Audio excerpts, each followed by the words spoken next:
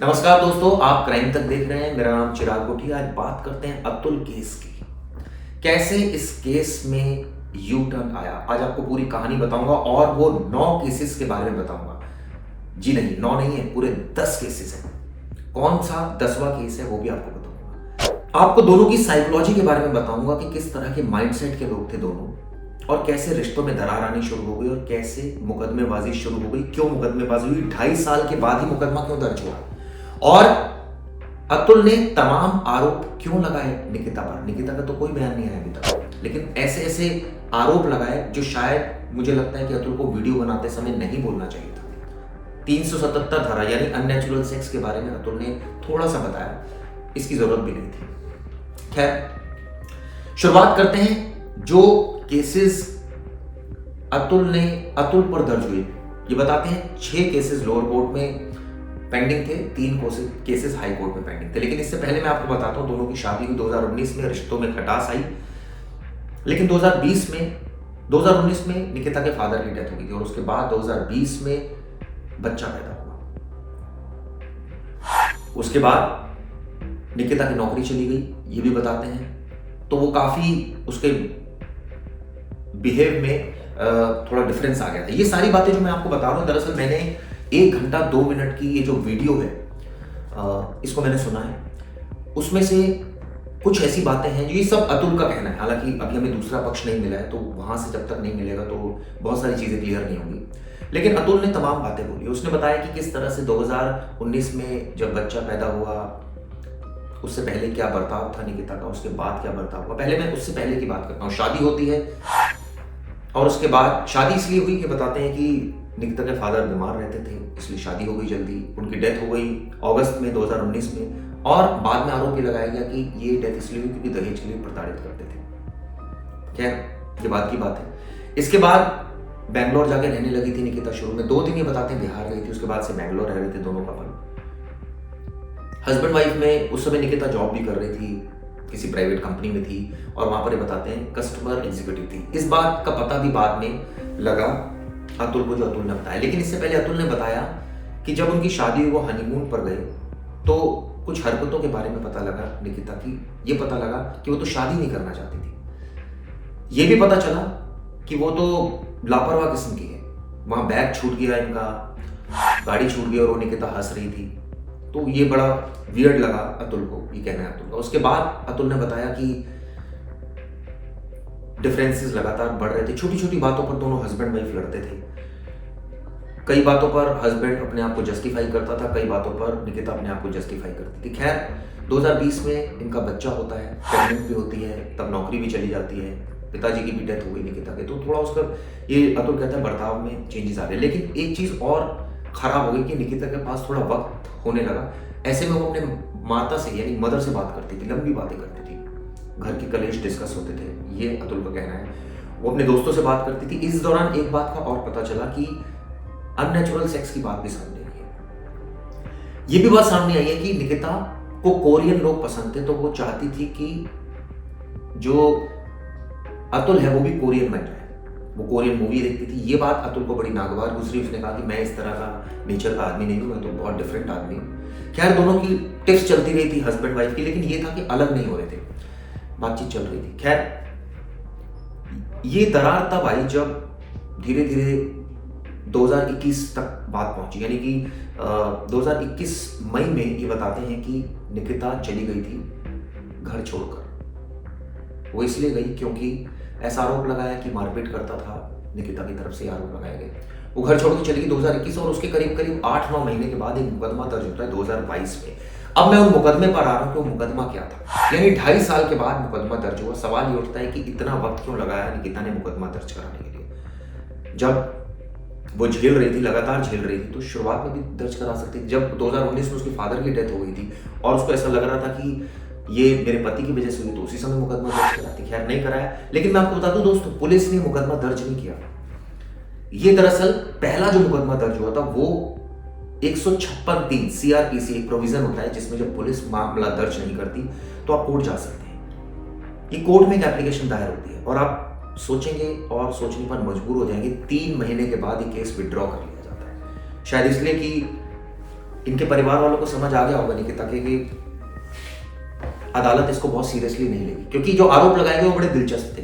ये कहा गया कि मर्डर में शामिल है, ये कहा गया कि दहेज मांगते हैं, ये कहा गया कि अननेचुरल सेक्स, तमाम आरोप लगा दिए गए।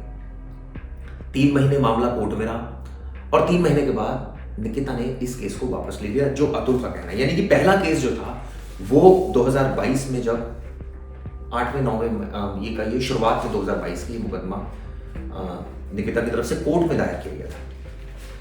अब इन बिटवीन हस्बैंड वाइफ में टिफ तो चली रही थी। इसके बाद जो होता है वो मामला जो दर्ज होता है, जो मैंने पूरी रिसर्च की, जो पहला मामला जो मैं आपसे डिस्कस कर रहा था 156(3) में जो एप्लीकेशन डली थी, उसमें 377, 498A, 323, 504, 506 ऐसे तमाम मामले। 3 महीने के बाद केस वापस लिया तो सवाल तो उठता ही है, भैया क्यों वापस लिया। चलिए आगे बताता हूं इसकी एक और कहानी। एक और केस दर्ज हुआ, केस नंबर 2। वो था सीआरपीसी का एक प्रोविजन 125, जिसमें मेंटेनेंस के लिए केस डालते ही केस डाला गया निकिता की तरफ से अदालत में। और तब एंट्री शुरू होती है जज रीता कौशिक की, जिन पर तमाम संगीन आरोप, घूस लेने का आरोप, केस को लिंगर ऑन करने का आरोप, महिला का साथ देने का आरोप ये लगाया अतुल ने। क्रॉस एग्जामिनेशन होता है तो उसमें ये बताती है, जो बहुत इंपॉर्टेंट बात है निकिता, कि मेरे पिताजी लंबे समय से बीमार थे, इस वजह से उनकी मौत हुई। यानी कि जो आरोप लगाया 302 का कि इसकी मौत में अतुल शामिल था, वो आरोप यहीं पर उसने डिनाई कर दिया। इसमें कहा गया कि मई 2021 तक मेरी पत्नी मेरे साथ थी, अतुल ने कहा ये बात, और करीबन पिताजी की मृत्यु के पौने 2 साल तक साथ में रहे दोनों। 8 महीने यानी 2.5 साल के बाद एक मुकदमा लगाया गया। और इस जो मेंटेनेंस केस जो डाला गया, इसमें 2 लाख रुपए की डिमांड की गई। हालांकि कोर्ट ने तमाम पक्ष इसमें सुने और 80,000 रुपए का एक ऑर्डर कर दिया कि भाई 80,000 रुपए अतुल देगा अपने परिवार को, ये ऑर्डर किया। इस केस से थोड़ा सा दुखी जरूर हुआ अतुल, क्योंकि अतुल को ये लग रहा है कि इसमें शायद जज का रोल था और जज ने इस केस को निपटाया। 2023 में इसका जजमेंट आया था, जो ये बात सामने आ रही है। Case number 3, Hindu marriage act का ये केस दायर हुआ। बड़ा इंटरेस्टिंग बात है, सेक्शन 13 में रीता कौशिक की अदालत, सेम अदालत, और इसमें जो दायर हुआ वो ये कहा गया कि भाई डिवोर्स के लिए दायर हुआ। लेकिन आप यकीन मानेंगे 6 महीने के बाद ये केस वापस ले लिया गया। क्यों?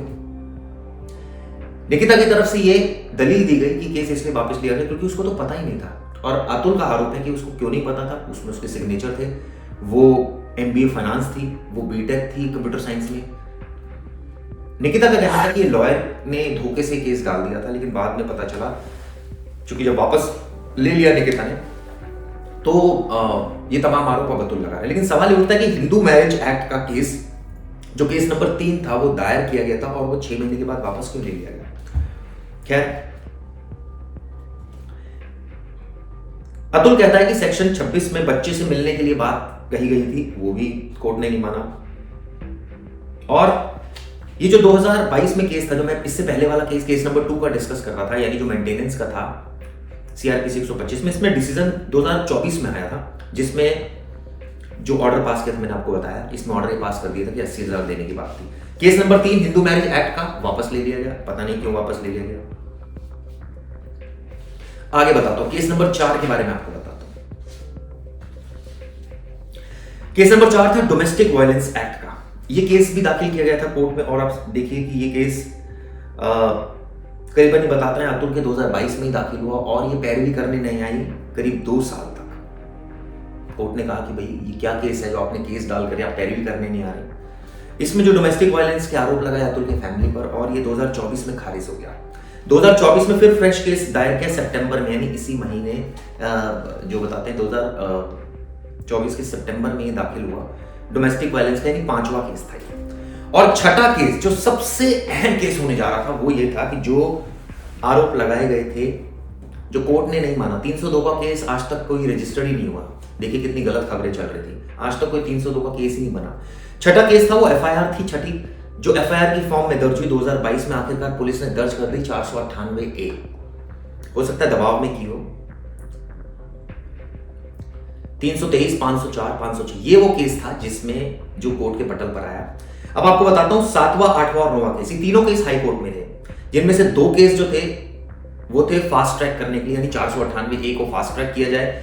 इसमें ऑर्डर कर दिया कोर्ट ने कि 1 साल में फास्ट ट्रैक कर दिया जाए। इससे पहले जो सीआरपीसी 125 का केस था उसको फास्ट ट्रैक करने की बात थी, वो भी ऑर्डर कर दिया कि 6 महीने में, डायरेक्शन मिल गया कि 6 महीने में इसको निपटाओ। 9वां केस जो था वो था 125 के खिलाफ ये दायर हुआ था, सेक्शन 125 के खिलाफ सीआरपीसी, जो शुरुआत में मैंने आपको केस नंबर 1 बताया। 10वां केस दरअसल दाखिल किया था, ये दाखिल किया था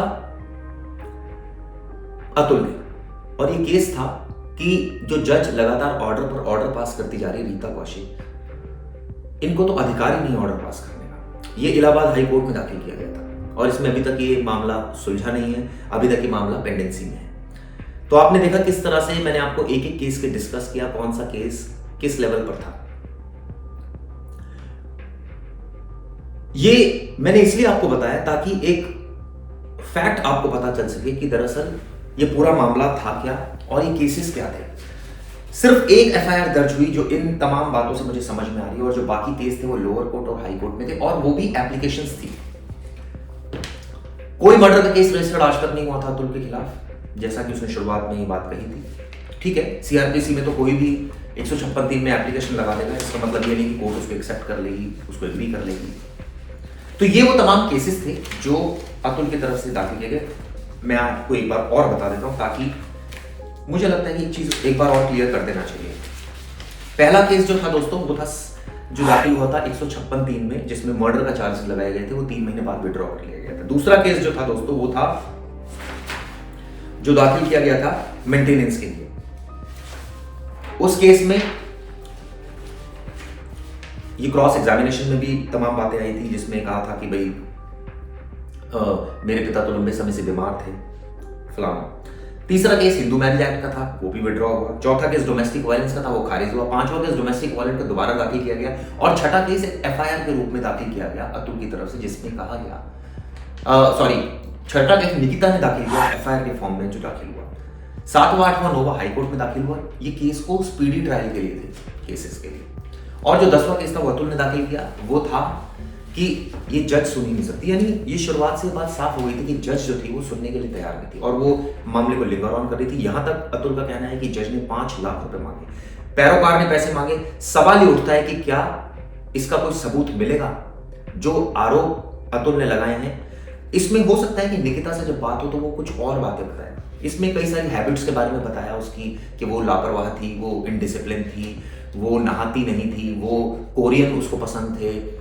उसके नेचर के बारे में बताया कि वो किस तरह से अननेचुरल सेक्स के लिए करती थी, और ये बताया इसने खुद कि उसने बहाने बनाता था तो कि वही किसी तरह से कोई ये चीज़ ना हो। ये तमाम बातें उसने बताई। लेकिन ये दोस्तों स्टोरी का एक पहलू है, एक साइड है, दूसरी साइड भी आना बाकी है। हो सकता है कि इन तमाम पॉइंट्स का रिबटल उसकी तरफ से कुछ और आए, कुछ और कहानी निकल कर आए। मेरा फर्ज था आपको ये बताना कि ये जो 9 केसेस थे दरअसल थे क्या, और इनके पीछे इन केसेस का आउटकम क्या रहा, इन केसेस का कोर्ट में नतीजा क्या रहा। खैर, ये वीडियो दोस्तों कैसी लगी जरूर बताइएगा। इसके आगे की कहानी भी मैं आपको वीडियो में बताऊंगा, क्योंकि अभी ये करीब जो मैंने आपको बताया है ये एक पक्ष है। इसके बाद जज ने, फैमिली ने किस तरह से टॉर्चर किया, जज ने किस तरह से किया, ये तमाम और बातें वो मैं आपको और डिटेल में, वीडियो सुन लिया मैंने, लेकिन एक वीडियो में अगर मैं सारा कुछ बता दूंगा तो वो खिचड़ी पक सकती है, इसलिए अलग से बनाऊंगा, फिर बताऊंगा।